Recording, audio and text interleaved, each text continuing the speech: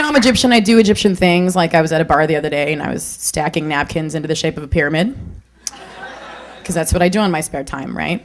And so this guy, starts talking to me. And I think men are funny and sometimes can be delusional. And I like to talk about it. So I just think the exchange of they buy you a drink and then you're allegedly obligated to go home with them at the end of the night doesn't really make sense. I just don't think that's a comparable exchange, Like a $5 drink equals you know what I mean? I'm like, wow.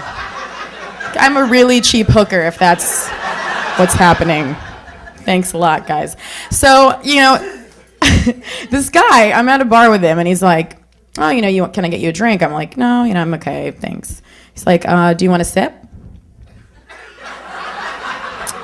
I was like, wow, I just really got downgraded from a cheap hooker to I don't know what, So I was like, okay, that's great. How about you give me a sip of beer, and at the end of the night, I'll go home with you and pull out your and just hold it.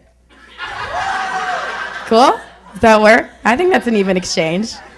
He's all irritated. I'm like, I'm a comedian. What? I write jokes.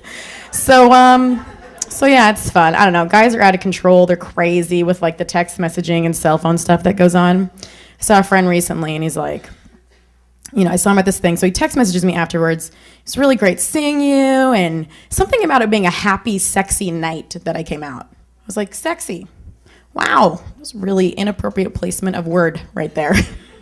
I get it. Guys want to do that. But where did that come from? So I just wrote back. I didn't know what to say. I was like, ooh, aren't you smooth, So he writes back and he's like, I wonder who's smoother. Do you wax? I was like, well, first of all, I'm not talking to you about my little pyramid, okay? Just keep that to yourself. And second of all, I would put $20 on the fact that you're probably smoother because you're gay.